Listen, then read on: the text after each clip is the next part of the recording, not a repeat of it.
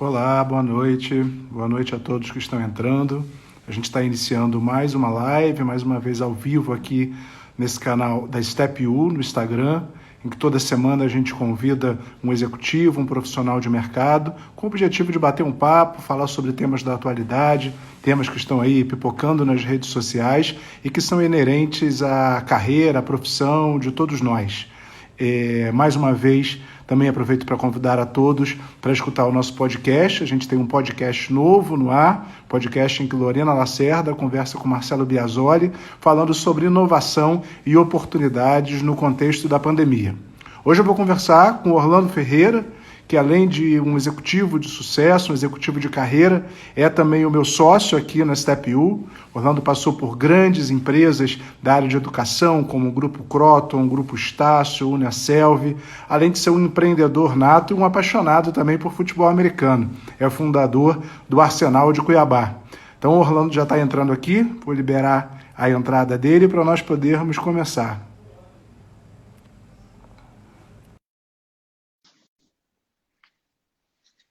Olá, boa noite a todo mundo, sejam todos bem-vindos. Carlos, Orlando, boa boa noite a noite. todos que estão participando com a gente. É um Tudo bem? prazer, tudo bem, prazer estar Le- aqui.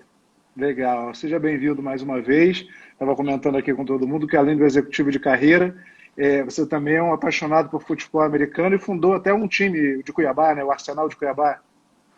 O Cuiabá Arsenal é resultado de uma paixão esportiva tardia. Eu já tinha mais de 30 anos de idade quando conheci o futebol americano. Fui fazer uma viagem de férias nos Estados Unidos e na cidade de São Francisco, com a tentativa de tentar entrar em contato com a cultura local, assisti uma partida do São Francisco 49ers e me apaixonei pelo esporte. De volta para Cuiabá, trouxe uma bola. A ideia era que fosse um souvenir para lembrar da viagem. Alguns dias depois eu já estava arremessando e isso lá em 2002 até 2006, encontrando alguns amigos para tentar jogar. Em 2006 a gente fundou o time que foi campeão nacional em 2010 e 2012. Eu digo que é o primeiro filho que eu botei no mundo, que hoje ele anda sozinho, eu acompanho, sou um torcedor, mas já há alguns anos já não faço mais parte da administração do dia a dia do Cuiabá Arsenal. Dá muito orgulho, né, de ver Uhum. um hobby, uma brincadeira que depois se tornou um clube, né, e hoje anda com as próprias pernas e continua sendo uma referência nesse esporte aqui no Brasil. Então, Que é bom. bem legal. Que legal, Orlando. Eu vou te pedir agora para você se apresentar melhor. Eu te apresentei resumidamente, mas também já quero deixar uma pergunta aqui no ar. Uma pergunta não, na verdade, um comentário. É interessante como muitas paixões, muitos hobbies viram atividades empreendedoras, né, de algumas pessoas. Você comentou, você trouxe uma bola de futebol que poderia ser um souvenir, mas acabou sendo uma porta de entrada para empreender no esporte. E isso é comum para muita gente, né? Vamos na segunda parte voltar a esse tema para a gente comentar isso aí, que eu acho que sem dúvida faz sentido para muita gente que está nos assistindo. Certamente, né? A paixão move o mundo, né? Move as pessoas. Então, se você faz alguma coisa com paixão, você tem uma energia adicional que, eh, no meu entender, e não no exemplo com o futebol americano, entre vários, fez muita diferença. Bom, eu sou executivo de carreira, né? Sou um analista de sistemas de formação. E entrei na área de educação em 1996, fazendo parte da então Universidade de Cuiabá. A Universidade de Cuiabá se tornou um grupo, né, o grupo IUNE, que alguns anos depois foi adquirida pela Croton Educacional, isso em 2010, e a Croton Educacional se tornou a maior empresa de educação do setor aqui no Brasil e uma das maiores do mundo, né? E aí, dependendo da métrica, por algum tempo foi a maior do mundo. E eu Uhum. fiz parte, então, dessa construção, dessa jornada, né? Quando eu ingressei na Universidade de Cuiabá para trabalhar na área de tecnologia, a universidade tinha pouco mais de 5 mil alunos, e quando eu deixei o Grupo Croton, lá em 2015, já eram mais de 1 milhão de alunos. Uma carreira de muito aprendizado, momentos muito importantes na história da educação no Brasil, somente da educação superior, né, no ensino superior, e que Uhum. me orgulha muito de ter feito parte. Conheci pessoas fantásticas, aprendi muito, consegui deixar de alguma maneira minha contribuição. E aí, quando eu deixei a Croton, eu precisei passar por um sabático aí de 2 anos, né? Eu tinha um contrato com a Croton e em respeito a esse contrato eu não podia atuar na área de educação por 2 anos. E aí, de novo, a paixão tomando conta, né, eu fui colocar em prática uma das minhas paixões, que é a gastronomia. Então, eu também sou formado em gastronomia pela Universidade de Cuiabá, aqui em Cuiabá. E aí depois retomei a carreira executiva, fiz parte da Uniaselv, também um projeto bem legal, que é um spin-off da Croton, e mais recente na Estácio. Né. Tem também alguns projetos pessoais, né, ao longo desse tempo deixei aí a veia de empreendedor falar mais alto em alguns momentos, já tive alguns sucessos, poucos ainda, alguns aprendizados, não fala que a gente não tem fracasso, a gente tem aprendizado. Mas a vida de empreendedor no Brasil, ela demanda uma energia e uma dedicação e uma resiliência muito grande. Né? A gente precisa ter... cada dia você mata um leão e parece que nascem 2 durante a noite. Então, certamente eu aprendi muito na carreira de empreendedor também, e a Step 1 é mais um desses aprendizados. Está sendo um projeto fantástico, uma delícia fazer parte da construção dessa história. Enfim, esse é um pouco da minha história. Né? Moro em Cuiabá, sou casado, tenho uma esposa e um filho de 10 anos, que são a minha razão de ser. Legal. Essa parte sua de gastronomia eu não sabia. Foi novidade para mim também. Orlando, essa live a gente colocou como título Comportamento e Carreira, né? E aí esse tema é interessante porque nos dá abertura para levantar diversos pontos nas nossas carreiras e que exemplificam momentos de resiliência, mas também momentos de, dentro de uma carreira executiva, empreender. Você é um cara empreendedor, né? Basta olhar o seu LinkedIn que a gente vê como você está sempre participando de diferentes frentes empreendedoras. Quando você estava na sua carreira executiva, dentro de uma grande empresa, de que maneira você exercia essa visão empreendedora? Ou o empreendedorismo é algo que só fluiu depois que você deixou essas grandes empresas? Eu comecei minha carreira profissional como empreendedor, né? Aos 8, 9 anos de idade, meu pai tinha uma fazenda próxima a Cuiabá e ele trazia coisas da fazenda para vender na cidade. Não era uma maneira de aumentar a renda. Meu pai, a fazenda era basicamente de criação de gado leiteiro, e quem já teve aí a oportunidade de trabalhar com leite sabe que é quase que uma escravidão. É muito difícil você gerar uma renda muito alta. Então você precisa complementar isso de várias maneiras, e uma das maneiras era ter esses produtos adicionais. E eu fazia a venda de parte desses produtos e, quando vendia, ganhava ali uma pequena comissão. Né? Então era uma maneira de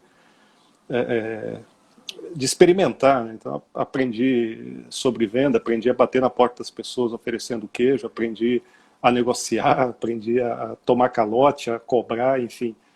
E esse aprendizado acabou me acompanhando na minha carreira. Quando eu entrei na Universidade de Cuiabá, uma coisa interessante, a empresa era familiar, como a maioria das instituições de ensino no Brasil foram fundadas por empreendedores, e essas instituições cresceram e foi absolutamente normal que a família fizesse parte da gestão. A Universidade de Cuiabá não era diferente. E começou a crescer. E o que me colocou em condições de assumir uma posição mais importante lá foi justamente o empreendedorismo. Né? Eu tinha um papel, eu tinha muito claro qual que eram as minhas atribuições, as minhas responsabilidades, em função disso, as minhas fronteiras, né? Até onde eu podia ir, até onde, que linha, que limites eu deveria respeitar. E a gente sabe que empreendedor não respeita muito isso. Né? Então eu cruzei essas linhas, algumas vezes tomei pancada, algumas vezes de maneira equivocada, mas no conjunto da obra, eu diria que cruzar essas linhas, né, usando aí de novo o espírito empreendedor, foi o que contribuiu para o meu crescimento na Universidade de Cuiabá, abrindo para mim as portas para fazer parte. Quando o grupo familiar optou pela profissionalização da organização, me fez esse comportamento me colocou ali em posição de fazer parte desse grupo que gradativamente assumiu, né, fez essa transição aí da gestão familiar para a gestão profissionalizada, né, ainda que com alguns membros da família, mas com uma concepção aí de papéis, responsabilidade, governança corporativa bem definidos. E como eu disse, né, então eu acho que esse espírito empreendedor se manifestou cedo ali. Mais tarde, né, aí já numa estrutura mais robusta, falando de Croton, até mesmo atuação na Estácio, né, você ter passado, o fato de eu ter passado por vários momentos de tomar decisões como dono, me colocaram em condições de tocar alguns projetos mais onde essa característica é mais relevante. Então, desde a abertura de uma nova unidade, uma nova cidade, a discussão de um M&A, a turnaround de uma determinada área, enfim, são momentos, são projetos onde as decisões elas não são tomadas só pelo que está escrito nos livros, não só pelas receitas de bolo, pelo que se aprende num MBA, né? Você precisa ter ali também uma certa dose de audácia, porque nem sempre as decisões que lhe estão disponíveis são suficientes para resolver aqueles problemas. Então é absolutamente natural que o executivo à frente ele tenha que correr alguns riscos, né? E risco é isso, né, Carlos? Às vezes você toma o risco e se dá bem, às vezes você toma o risco e aquilo não acontece e você tem que responder por isso, né? E aí, de novo, o fato de ter começado cedo no empreendedorismo me deu essa resiliência, esse aprendizado de saber lidar com os eventuais fracassos dessa tomada de risco. É verdade, é interessante porque o empreendedor ele é, acima de tudo, um cara inquieto, né? Ele não é uma pessoa que aceita os limites e se dá por vencido facilmente. E aí você falou uma coisa que me chama muita atenção, porque de fato algumas posições dentro de grandes empresas, elas precisam estar caracterizadas por esse espírito de empreendedor, que é de não aceitar o limite e querer romper barreiras, né? Por isso empresas crescem, né? O espaço para o empreendedorismo, ele está muito ligado a essa percepção de empresa que quer crescer e que precisa de pessoas que estão dispostas a correr os riscos, né? Muitas vezes as pessoas pensam, eu preciso sair de uma empresa para empreender. Não, uma empresa que tem o terreno fértil para empreendedorismo também pode ser um espaço ideal, né, para as pessoas que têm esse comportamento, que têm essa visão, né? E claro, tem que ter de um lado o comportamento intraempreendedor do colaborador e, por outro lado, a disposição da empresa em se aproveitar disso, né? Isso, e uma coisa interessante quando a gente fala do empreendedorismo, né, e aí a gente pode extrapolar isso para outras características, né, para outros soft skills, só ficar aqui um pouco na área da nossa área de atuação, é a resiliência, né? E ligada a isso, Carlos, uma coisa que em determinado momento foi um ponto de virada na minha carreira foi a capacidade de entender que a gente é falível, que a gente falha, e que o erro, que a falha, ela é, antes de tudo, uma oportunidade de aprendizado. Isso é muito Uhum. fácil de falar, qualquer roda de executivos você encontra esse tipo de discurso. Para colocar isso em prática, né, e viver isso não é simples, não é fácil, né? É muito difícil a gente aceitar o erro, é muito difícil a gente olhar para a equipe, estimular a equipe, sabendo que algumas coisas vão dar errado e que a gente vai ter que lidar com isso de maneira madura, de maneira construtiva, né? E, de novo, contando uma história da minha carreira, né, ali no ano de 2007, 2008, quando a Universidade de Cuiabá se acelerava a sua profissionalização, foi quando começaram a acontecer a abertura de capital das empresas de educação. A Universidade de Cuiabá foi sondada por outras empresas para ser adquirida, optou por fazer parte desse processo de consolidação, e aí sabia que tinha um dever de casa para fazer. E o primeiro dever de casa era acelerar esse processo de profissionalização da gestão e Uhum. também de crescimento. E eu tive que tomar uma postura na minha carreira, porque eu tinha os skills técnicos necessários para fazer parte desse grupo, mas o meu comportamento me segurava, né? Eu tinha muita dificuldade de relacionamento com alguns pares, dificuldade de relacionamento com alguns superiores, Uhum. e fruto de uma arrogância, fruto da minha imaturidade naquele momento. E foi muito doloroso, foi muito difícil passar pelo processo, né, processo inteiro, né, de receber o feedback, lidar com ele, entender qual era o meu papel naquilo, entender que sozinho eu não conseguiria fazer isso, procurar ajuda. Foi quando eu conheci o coaching, né, o processo de coaching. Foi realmente, eu diria que para mim foi libertador, né, eu entender que eu não era daquele jeito, né, eu agia daquela maneira porque eu aprendi e poderia aprender a agir de outras maneiras. E aí acho que foi o primeiro momento que eu tive contato com os comportamentos de uma maneira um pouco mais estruturada, né? E aí entender a importância do feedback, entender a importância de ouvir, de comunicar bem, de aceitar o erro, de lidar com ele, enfim, isso para mim fez muita diferença na minha carreira, né? E aí eu tenho vários amigos empreendedores, várias pessoas com quem eu converso, que a gente troca figurinhas, e eu acho que os dois mundos eles se complementam, né? Você ter essa visão empresarial, ter essa visão executiva e ter também do outro lado do balcão, né? Tocar um pequeno negócio onde você tem que fazer muito mais atividades do que você faz numa corporação, né? Atividades de um espectro bem mais amplo. Eu acho que essas duas coisas elas são complementares, né? E aí quando eu falo, eu tenho pessoas que conversam comigo ainda em início de carreira, né? E essa é uma recomendação que eu faço, né? Se você tiver a chance de tocar um pequeno negócio, que não seja, se for seu, ótimo, mas que não seja, que vai dar um apoio para alguém da família, vai dar um apoio para um amigo, lhe dá ali alguns insights que dificilmente você vai ter numa grande corporação, mesmo numa média empresa. Que legal esse seu depoimento. Eu estava aqui escutando e pensando. Às vezes, quando a gente está dentro de uma grande empresa, o dia a dia, né, o operacional, o dia a dia, aquela ideia de apagar um incêndio por dia, nos faz muitas vezes negligenciar outros aspectos, como o autoconhecimento, o desenvolvimento, se atentar a dar e receber feedback, efetivamente transformar o feedback num plano de ação para mudanças, para transformação, para desenvolvimento. E aí, às vezes, quando a gente sai de uma grande empresa e a gente passa a ter um outro nível de interação com outras pessoas e tal, a gente se dá conta de como isso é fundamental, né? Eu já tive grandes equipes também, quero até cumprimentar a Aline, que fez parte da minha equipe, que está aqui com a gente.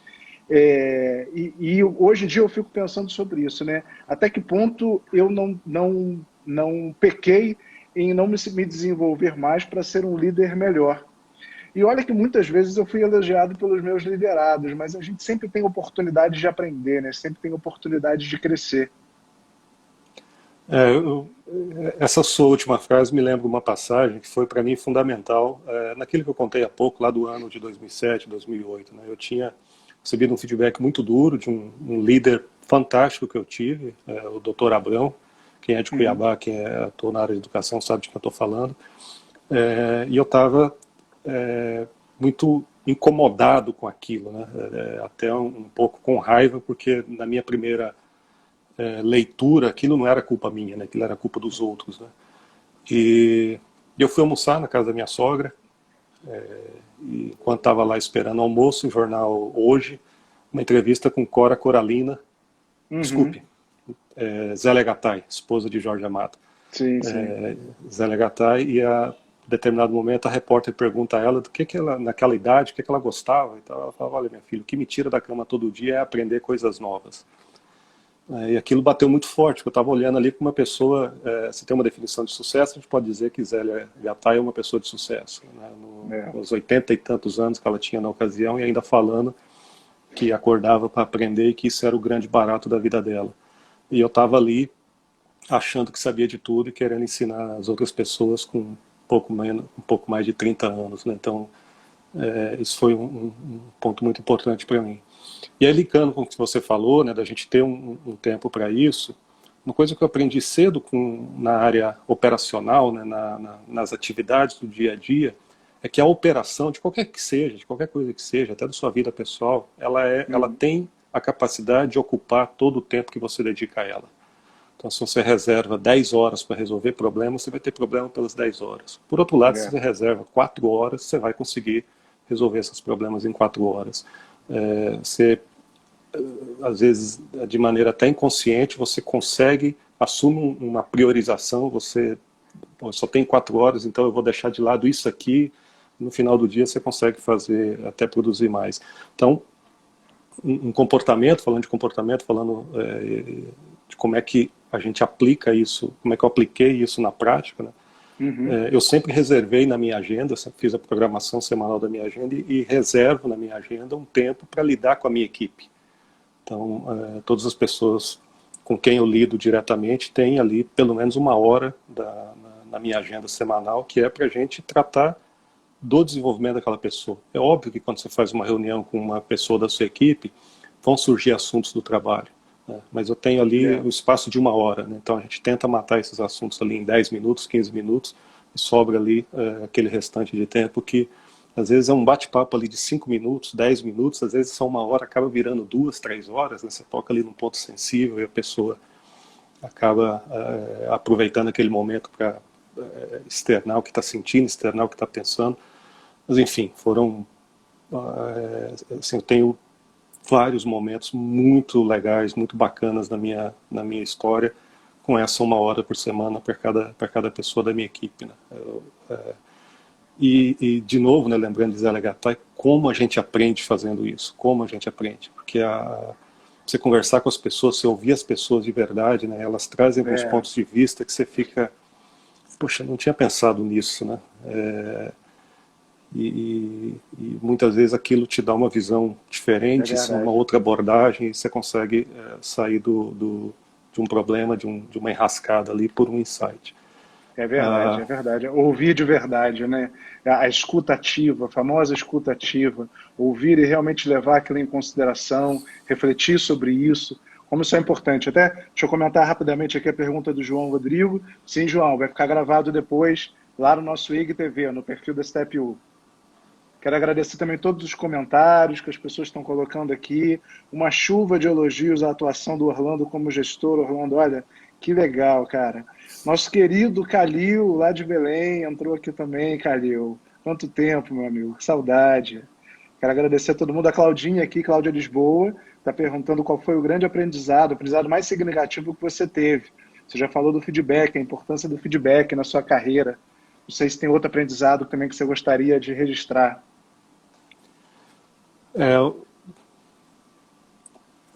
São vários, né? São vários. Acho que em cada momento da carreira a gente tem um diferente. O feedback, posso falar um pouco dele. Assim, para mim, o primeiro aprendizado sobre feedback foi entender que quem me dá o feedback são as pessoas que mais gostam de mim, são as pessoas que mais me apreciam. E a tendência natural, quando a gente recebe um feedback negativo, é se perguntar por que essa pessoa não gosta do meu trabalho, por que essa pessoa não gosta de mim.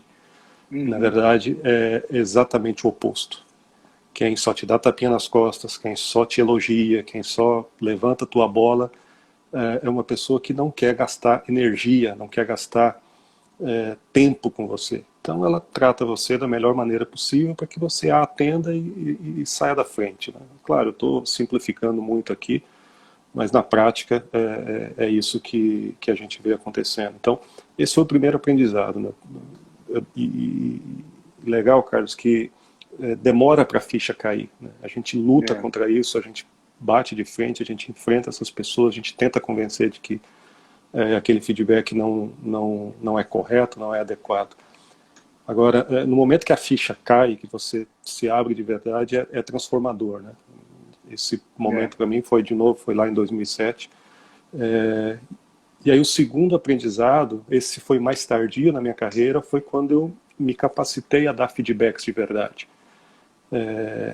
E aí se eu posso deixar uma recomendação para quem está nos assistindo e queira avançar na carreira executiva, invista em estudar como dar bons feedbacks. A gente está falando de escuta ativa, a gente está falando de empatia, a gente está falando de estabelecer um plano de ação, a gente está falando de deixar claro as responsabilidades, a gente está falando de analisar fatos ao invés de analisar pessoas, né?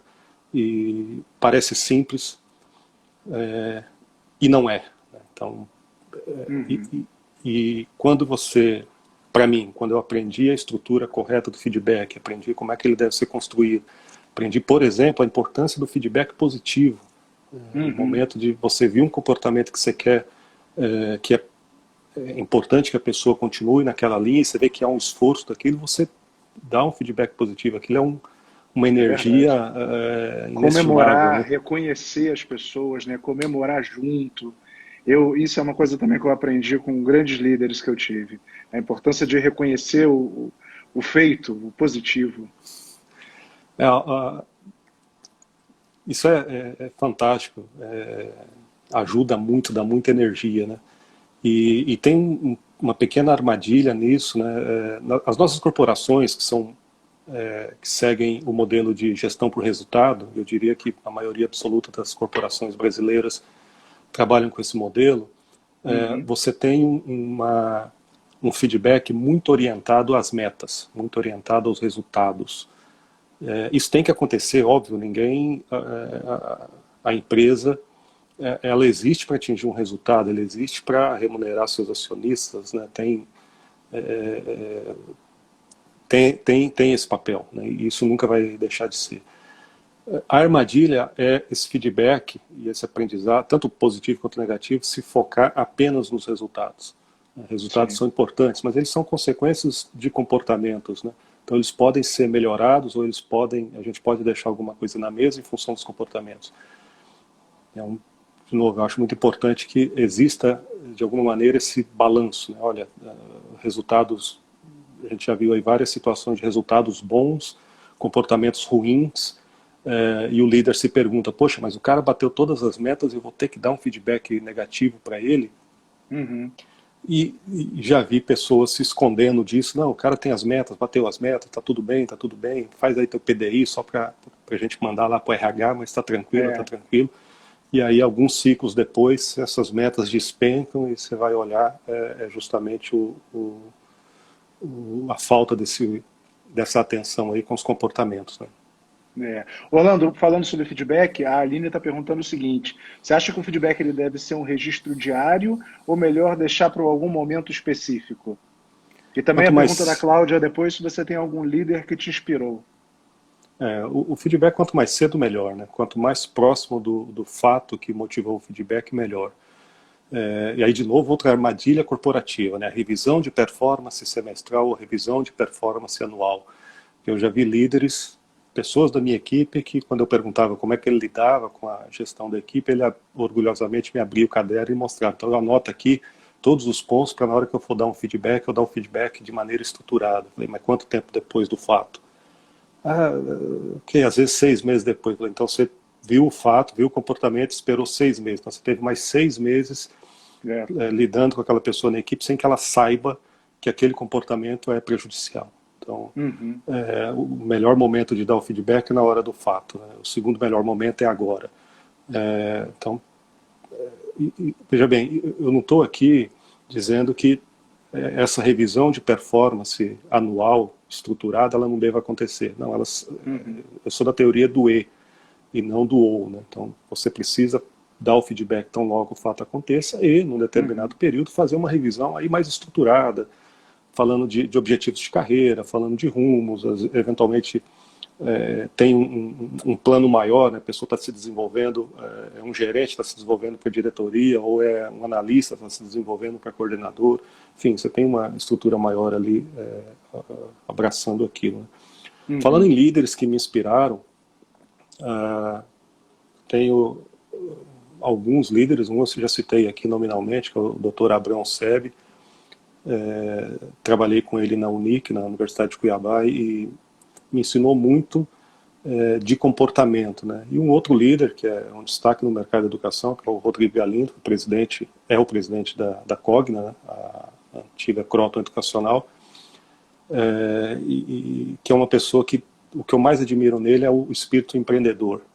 Ele é pública a carreira dele, né? Ele começou tomando conta da fotocopiadora na faculdade do pai, então mostra já no momento que ele não precisava, né? A família já tinha um determinado sucesso, ele não precisava se sujeitar a fazer aquilo, mas de novo foi fazer para entender como é que funcionava, e ao longo da carreira dele esse espírito empreendedor sempre se manifestou, e foi um aprendizado muito grande olhar aquilo de perto, né? Então são 2 líderes aí que me ajudaram muito ao longo da carreira.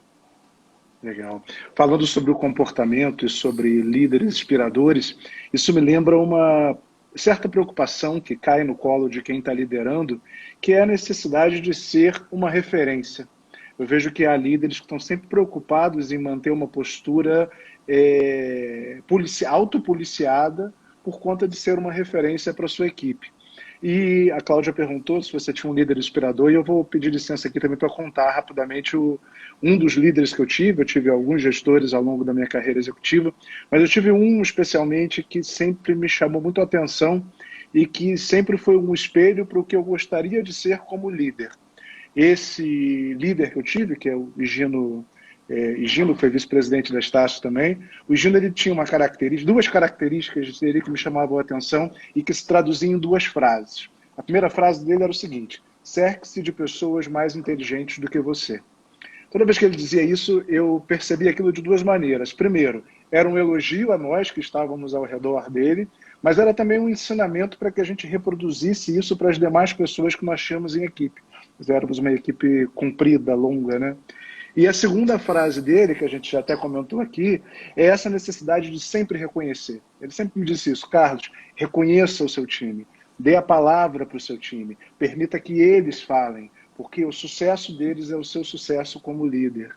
E isso me mostrava uma certa disponibilidade, quase como uma simplicidade em liderar, não uma preocupação em ser um líder altivo e às vezes muito sério, né, muito sisudo, mas uma disponibilidade muito grande. Eu achava aquilo fantástico nele e até hoje eu carrego isso como um aprendizado para a minha vida. Eu acho que cada pessoa tem seu estilo de liderança, não tem um estilo correto, né? Isso mistura comportamento, mistura aprendizado, mistura experiências, maturidade, momento da carreira, mistura o background técnico, né? O que a gente já sabe fazer, o que não sabe. E eu tive a honra de trabalhar como par do Higino, uma pessoa fantástica, de uma generosidade ímpar, me ajudou muito no meu acolhimento na Estácio, então tenho um carinho muito grande, um agradecimento enorme por ele. Então esse estilo de você ser o que a gente chama do líder servidor, né? Eu estou aqui a serviço da minha equipe, é um estilo que funciona, eu gosto. Talvez eu não consiga colocá-lo em prática o tempo todo, mas é um estilo que eu gosto bastante, né? E de novo, né, falando de aprendizados na carreira, um pouco antes, do final ali dos anos de 99, 2000, 2001, que foi o momento que eu consegui me capacitar dentro da Unic para que eu pudesse almejar postos maiores, eu precisei lidar com isso e conseguir com o apoio da equipe, né? Minha área de formação é tecnologia, gosto muito de tecnologia, sou um aficionado, estou o tempo todo estudando e aprendendo nisso, e tinha algumas habilidades técnicas para aquele momento, para aquela ocasião, muito importantes para o projeto que a gente estava na Unic. E eu percebi que eu não conseguiria assumir outras coisas se eu não tivesse pessoas no meu time que conseguissem fazer o que eu fazia. E aí eu precisei virar essa chave, que aquilo para mim era um ativo, né? Era uma coisa que me mantinha relevante. Poucas pessoas conseguiam fazer aquilo que eu fazia, e eu precisei, não, eu tenho que ter outras pessoas da minha equipe fazendo isso, né? Vem cá, time, aprendam para que eu possa, então, assumir aí uma posição diferente, né? E a grande dor para quem passa por isso pelas primeiras vezes é aceitar que a pessoa da sua equipe vai fazer diferente de você e muitas vezes melhor que você. Então, no momento que você se permite aceitar isso, aí seu time cresce e você cresce junto, né? Mas dói, cara, não é simples não. Quando a pessoa vem te mostrar o que você fez, a tentação ali de falar, não, mas não é assim, é assado, é enorme, você tem que segurar e às vezes você não resiste, coloca, aponta e a pessoa discute, aí o que era para ser um momento bom vira uma discussão sem função, mas se você, né, quem está nos assistindo aí, se você já se viu em algum momento assim, desapega, né? Até a Cláudia está falando isso aí pra gente, desapega. É verdade, porque o risco de você desperdiçar uma boa ideia, uma boa prática, uma boa proposta por vaidade, né, é enorme, né? E como a gente precisa estar aberto a isso. Eu comentei sobre líderes que me inspiravam, mas também tive, infelizmente, na vida, como todo mundo tem, não é exceção, todo mundo já passou, gestores dos quais eu pensava, meu Deus do céu, o dia que eu for líder eu não posso me comportar como essa pessoa, porque às vezes a gente vê no outro comportamentos que a gente não enxerga na gente. E isso às vezes serve para a gente identificar aquilo que a gente faz e não deveria fazer e aquilo que a gente não deve desenvolver. Então, o que eu tiro da aprendizagem nos anos que eu tive executivo de empresa é aquilo que os comportamentos dos quais eu me orgulho em repetir e os comportamentos dos quais eu fujo, que eu não quero repetir de jeito nenhum. Mas você sempre tem que se apropriar disso para uma aprendizagem, né? Não pode desperdiçar essa oportunidade. O aprendizado ele está disponível o tempo todo, né? O LHTI me ensinou isso, eu reproduzo isso, né? E pegando esse gancho aí que você colocou, que eventualmente a gente vai lidar com líderes, com pares, com pessoas que não estão diretamente no seu time e que têm comportamentos que você observa e fala, poxa, não está correto, não está adequado, está me incomodando, está atrapalhando,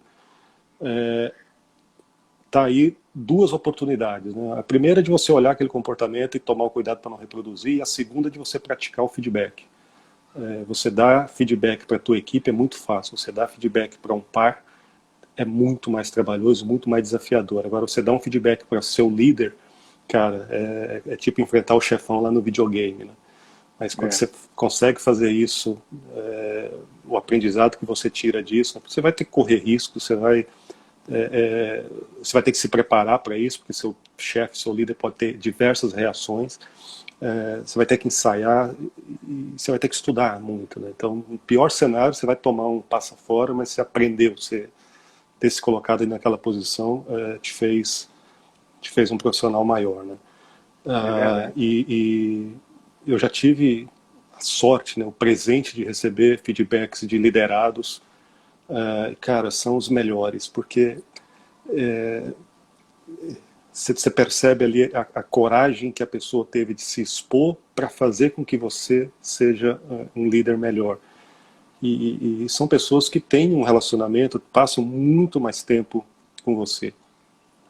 Então elas conseguem perceber, conseguem ver coisas que você faz e que você nem que outras pessoas não percebem, né? Às vezes nem sua esposa percebe que você tem aquele tipo de comportamento. Então é muito valioso.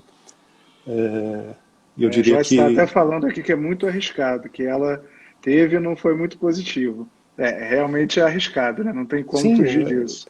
como eu disse, né, na escalinha aí você dá o feedback para a tua equipe mais tranquilo, ainda que já seja desafiador, né? Você dá um feedback para um par, já é um nível de desafio bem maior, e dá o feedback para o seu líder, aí é como eu falei, você está encarando o chefão no videogame, né? Mas quando você passa por ele, você atinge parafrasear Bruno Henrique, né? Outro patamar.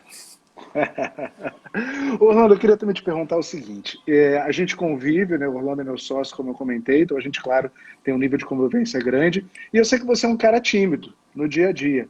E muitas vezes as pessoas tímidas receiam posições de liderança justamente por uma dificuldade, que nem todos, mas alguns tímidos têm, de defender posições, falar em público, lidar com pessoas.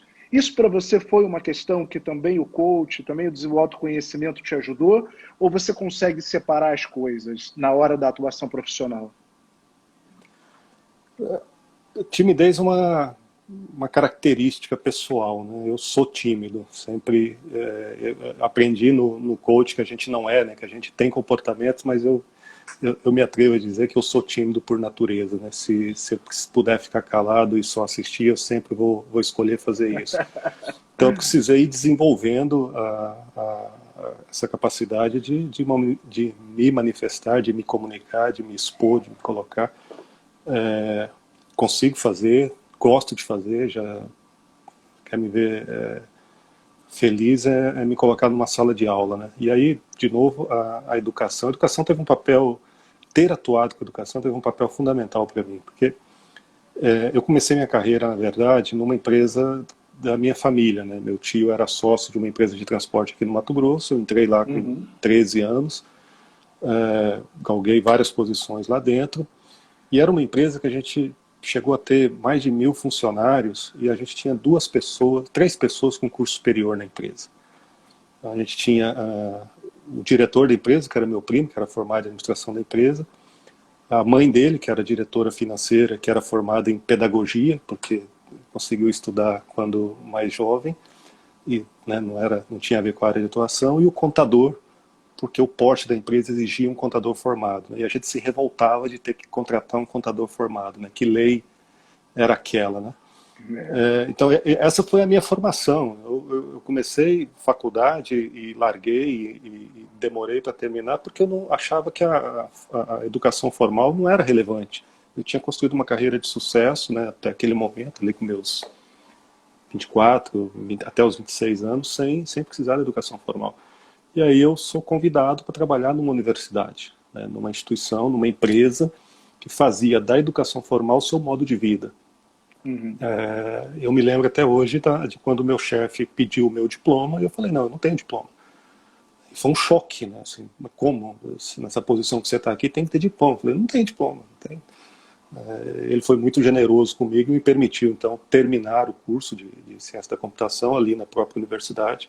Alguns anos depois eu tinha esse diploma. E aí, então, gradativamente, eu fui entendendo o poder da educação formal, né?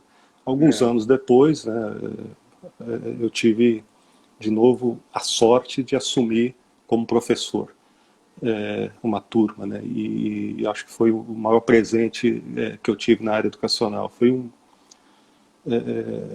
uma coisa inesperada.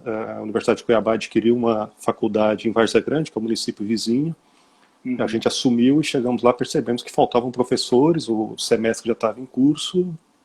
Não teve jeito, a gente teve que ir eu tive que ir para a sala de aula, né? Eu estava no grupo que fazia a gestão, assumi lá 2 turmas e, poxa, fui escolhido homenageado pela turma, então você vê a turma entrando, recebendo o canudo, é fantástico, eu aprendi muito em sala de aula. E as pessoas...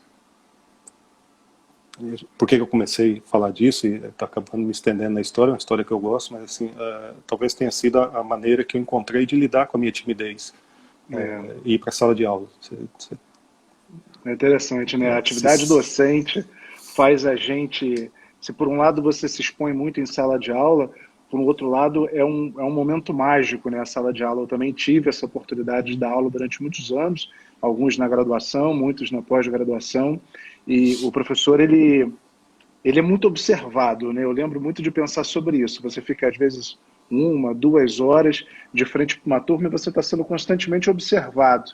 Então, isso é um exercício para você praticar fala, construção de ideias, envolvimento de pessoas, e que eu sempre levava isso para a minha vida profissional.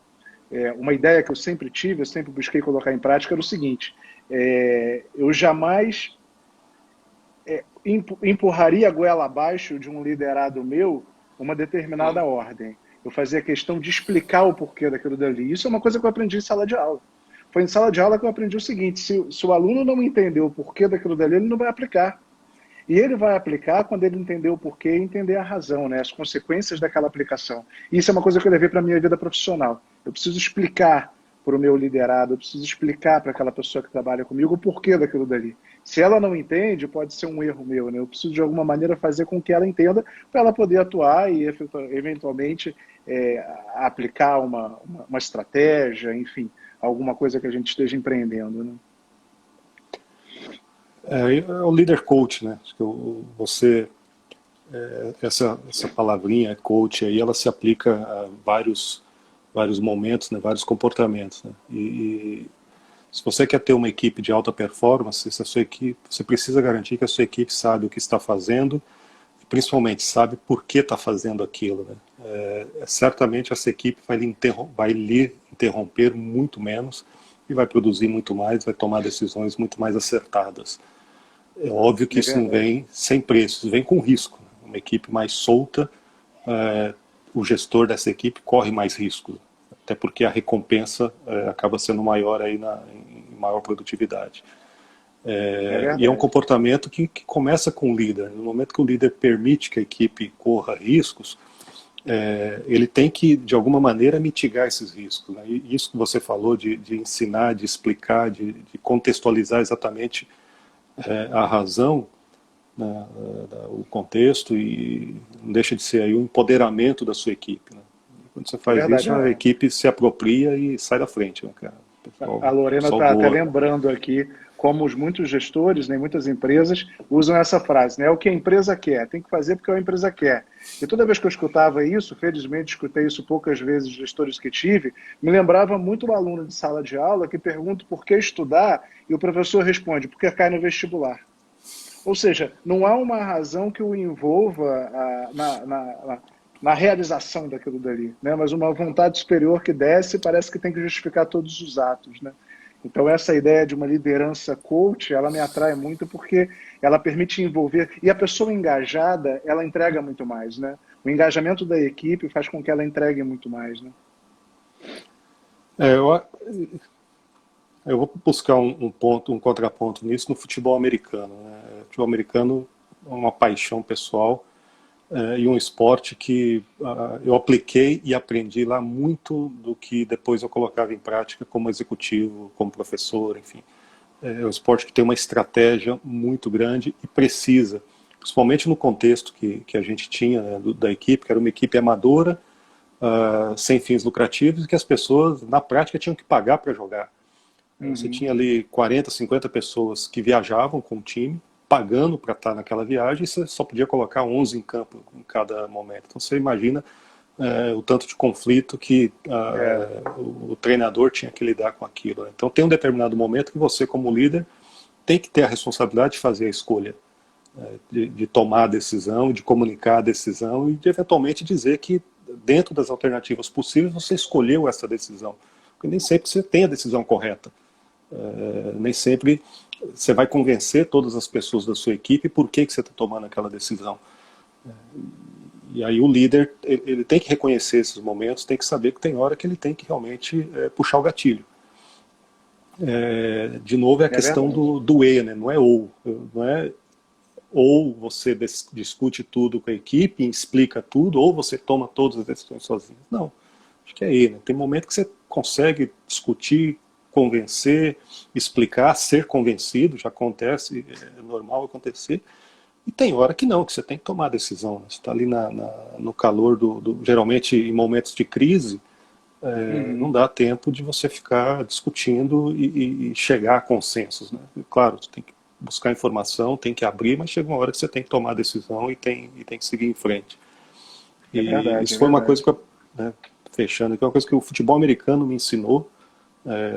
E a gente tinha uma frase com a equipe, né? O Cuiabá Arsenal, a gente começou, a gente teve alguns primeiros jogos de muito sucesso e depois a gente tomou umas porradas em campo aí e aprendemos muito mais com as porradas do que com o sucesso, né?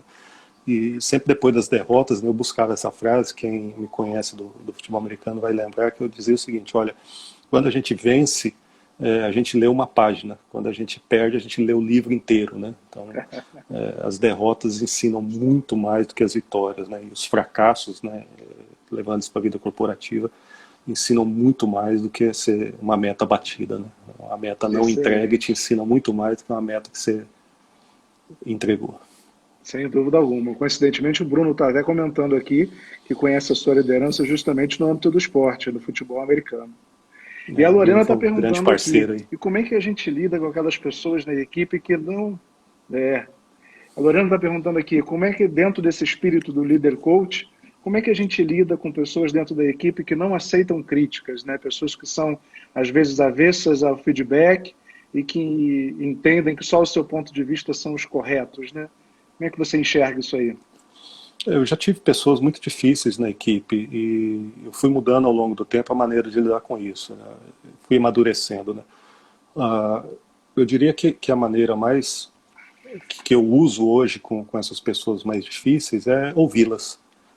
Elas têm algum ponto que eventualmente elas têm dificuldade de externar, eventualmente nem elas sabem onde exatamente está esse ponto, mas elas têm algum ponto para colocar e que fazem com que elas ajam daquela maneira, né? E eventualmente esse ponto pode fazer toda a diferença aí a decisão que você está querendo tomar, né? Às vezes é uma contribuição, é uma maneira dela ver as coisas que você não está percebendo. Eventualmente acontece, eu diria aí que talvez até na maioria dos pontos, esse ponto é com ela, é ela com ela mesma, né? Em algum momento, alguma crença, alguma experiência que ela passou, algum momento que ela confiou e aquela confiança se voltou contra ela. E aí você tem que, ouvindo, você vai perceber isso e aí você vai conseguir agir, né? Recentemente eu agora, né, tô num projeto que envolve eu lidar com uma equipe muito machucada, uma equipe muito desconfiada, que passou aí por várias transições de liderança na empresa, e está sendo um exercício muito grande de ouvir, né, de fazer com que as pessoas, elas são naturalmente desconfiadas dos gestores que ali aparecem, uma empresa que tem uma discussão judicial envolvida, então há uma alternância de gestão em função das decisões judiciais, e as pessoas da empresa estão lá assistindo isso acontecer há anos, né? Então, volta e meia tendo que lidar com um gestor novo, um gestor da ocasião, né? Fiz uma analogia aí com o setor público, isso acontece frequentemente também, né? E aí, eu na posição ali de líder, estou tendo que ouvir muito, de alguma maneira tentando obter a confiança dessas pessoas para que elas entendam que quando eu coloco um comentário, um feedback negativo, ele é uma oportunidade de melhoria e não uma crítica, né? Quando eu digo para uma pessoa, olha, isso que você está fazendo não é da melhor maneira, ela entenda, como eu disse lá atrás, no começo, né, que eu estou fazendo aquilo porque eu estou disposto a gastar energia com ela, e não só quero que ela faça o que é melhor para mim, né? Então, pessoas com esse perfil, elas são muito desafiadoras para o líder, né? E aí, de novo, uma oportunidade gigantesca de você, como líder, melhorar. É verdade. Tendência natural é você fugir disso, né? Eu acho que... Não, e aí me permita, Carlos, vou me estender um pouquinho. Eu tive há 2 dias uma reunião, né, nessa empresa com uma pessoa da minha equipe, e eu propus a ele o desafio dele conversar com 3 pessoas, que ele, né, sem entrar muito em detalhe, que ele precisava conversar com as 3 pessoas, né? Aí ele, quando ele aceitou, eu falei, tá, e com quem você vai conversar primeiro? Vou conversar com o João. Eu falei, por quê? Porque é mais fácil. Eu falei, quem é o mais difícil? O Antônio. Então você vai conversar com o Antônio. Ele arregalou os olhos e falei, isso eu estou determinando, isso eu não vou abrir mão, você vai começar com o Antônio, né? E hoje ele me deu feedback, conversou com o Antônio e foi a melhor coisa que ele fez. Ele já entendeu o cenário todo, já entendeu o contexto e tal, agora já sabe como é que vai se virar. Então é isso, né? Você vai lidar com pessoas difíceis, gaste energia com a mais difícil. Você vai aprender tudo que você precisa ali para lidar. Tudo não, né? Porque cada pessoa tem o seu desafio particular, mas você vai se preparar para lidar com o cenário mais desafiador e depois os outros vão ser bem mais tranquilos. É verdade, é verdade. Ouvir a visão das pessoas, se abrir a opinião e a análise das pessoas que você confia é uma das coisas mais ricas. A gente, nessa live de hoje, falou muito sobre feedback. E isso me fez pensar que o feedback ele não só te abre a possibilidade de refletir, mas também te identificar gaps que você precisa desenvolver, inclusive para se habilitar a um crescimento de carreira, a um determinado cargo. Então, como é importante, né? A gente tem aí no nosso radar em breve para fazer uma live sobre Long Life Learning, Lifelong Learning, esqueci a ordem agora, e essa ideia, né, da gente constantemente buscar fontes de aprendizagem que nos permita crescer, desenvolver gaps. Então, isso também deve ser resultado de um feedback, né? É muito importante um líder coach orientar também sua equipe para aquilo que ela precisa buscar, né? Não só de uma maneira autônoma, mas também de uma maneira a atender essa análise, essa avaliação da sua liderança, né? E aí, sempre que eu lido com isso, eu lembro de Zélia Gattai dizendo aos quase 90 anos de idade que ela aprendia todos os dias, né? Então, sempre que você achar que você não precisa mais aprender, lembra disso, né? Quem é você na ordem do dia para dizer que não precisa mais aprender, né? A gente aprende todos os dias, o tempo todo. E uma coisa importante para mim é como a gente aprende na interação com as pessoas. Então, para um tímido falar isso, você imagina a dificuldade que foi para mim lidar com isso, né? Eu gosto muito de ler, sou introvertido, então para mim aprender lendo é muito fácil, e é o meu método preferido. e você não aprende comportamento lendo, né? Por mais que eu faço a analogia com o futebol americano, né? Você tem algumas posições no time que são qualquer posição, mas eu falava muito com o pessoal assim, você pode ler todos os livros, assistir todos os vídeos do Ray Lewis, que foi um dos grandes linebackers, né, numa determinada posição do futebol americano. Mas se você não entrar em campo e não der um tackle, se não derrubar um adversário, você nunca vai saber o que é ser um jogador dessa posição. Então, sobre comportamento é isso. Você tem que praticar, você tem que ir a campo, você tem que correr risco, você tem que lidar com pessoas que vão fazer o que você não espera, pessoas que vão reagir da maneira que você pensou que elas não fossem, que vão te colocar em saias justas, que vão te colocar na parede, que vão te tirar do sério, que vão te tirar da zona de conforto, enfim. E aí você passar por essas experiências, elas realmente acrescentam muito na sua carreira. É verdade, tem que se expor para crescer, né? A gente não cresce se não se expor, se não se colocar em situações, como você colocou às vezes, contra a parede, mas que faz a gente se desenvolver muito, né? Novas habilidades, novas maneiras de pensar e de reagir. Acho que 2 lives atrás nós falamos sobre o autoconhecimento, de como isso é importante para a gente prever situações, prever comportamentos e saber como lidar com aquilo. Hoje em dia o tema soft skills é um tema que está na ordem do dia, né? Está se falando demais, e a gente falou muito aqui sobre o comportamento. A gente já está aí na reta final, então eu queria te fazer uma das últimas perguntas. O que você acha que hoje é a soft skills mais relevante, seja para o empreendedor, seja para a pessoa que está dentro de uma empresa?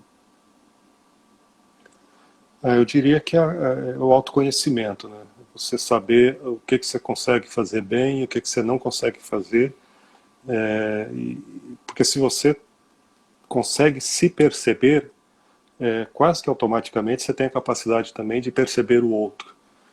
E isso para mim é a base para você fazer um bom feedback e consequentemente um bom desenvolvimento de equipe, né? Eu não vejo um líder tendo sucesso se ele não for um grande construtor de equipe. Não estou falando só de motivação, né? É realmente construir, pegar uma equipe num determinado patamar, identificar quem é que tem o skill, quem é que não tem, quem é que tem os comportamentos, quem é que não tem, fazer a construção disso, levar essa equipe para um outro patamar, né? Como bom flamenguista tem usado muito essa frase, vocês já perceberam. Mas eu diria que isso começa com o autoconhecimento, né? De você ser capaz de entender como você funciona, o que você sabe fazer, o que você não sabe, o que você gosta, o que você não gosta, ter a disciplina para saber das coisas que você não gosta de fazer e são importantes, como é que você vai se ajustar para fazer, né? Fala que disciplina é o que você faz quando não queria fazer, né? Então, levantar às 6 da manhã e correr 5 quilômetros, quando você está com vontade de dormir e está frio, por exemplo, isso é disciplina, né? Então, e aí isso vem do autoconhecimento. Enfim, eu diria que é isso, né?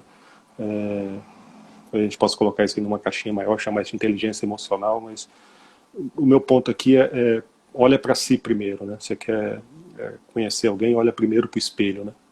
E depois verdade. você vai poder se permitir olhar para os outros. Pois é, a gente está aqui na reta final.